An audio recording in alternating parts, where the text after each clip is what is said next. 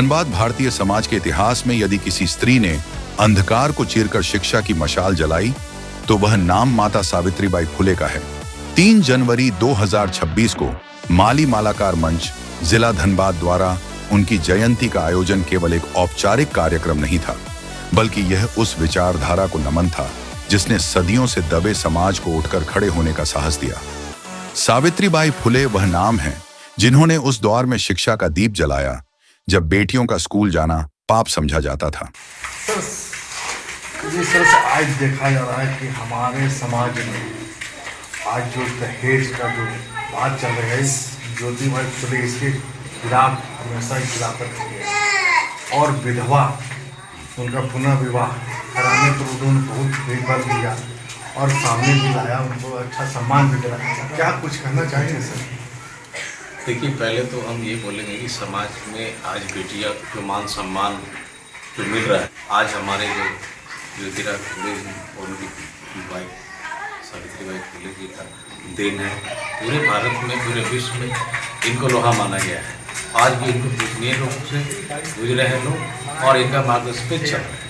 अपने समाज में ये जागरूकता एक एक घर में फैलना चाहिए कि बेटा और बेटी में कोई फर्क नहीं। और रही बात विधवा की, तो उसका कोई गलती नहीं होता है। अगर लड़का डेट कर जाता है तो उसका क्या कसूर? उतना ही सम्मान होना चाहिए जो एक शादीशुदा लेडीज का। नई पीढ़ी पे हम यही बोलेंगे कि अपने बच्चियों को पढ़ाए और ज़्यादा से ज़्यादा पढ़ाए।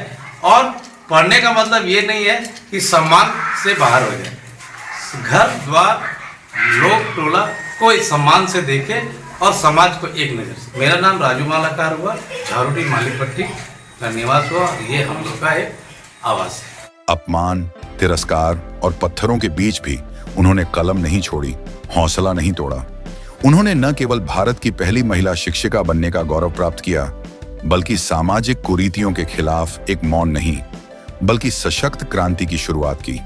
कार्यक्रम में वक्ताओं ने भावुक स्वर में उनके जीवन संघर्षों को याद किया, कैसे उन्होंने विधवाओं, दलितों और वंचित वर्गों के लिए शिक्षा और सम्मान का मार्ग प्रशस्त किया। सबसे बड़ी बात तो ये है कि सावित्रीबाई फुले वास्तव में प्रथम शिक्षिका रही, जिसके बदौलत जितनी बच्चियां हैं और मैडम, मिस मैडम, वो मैडम नहीं कहने का बाद सौभाग्य मिलता।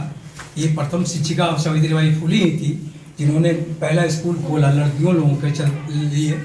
पढ़ने का मीन्स क्या होता है कि आपका मेंटलिटी चेंज होना। पति तो अधिकांशतः कमाने के लिए बाहर जाते हैं, तो घर में जो है उनके बच्चे रहते हैं, बच्चियां रहती हैं, तो बच्चे क्या पढ़ रहे हैं, नहीं पढ़ रहे हैं, तो उस गाइडलाइन के चलते जो है हर स्त्री को पढ़ना बहुत ज़रूरी होता है।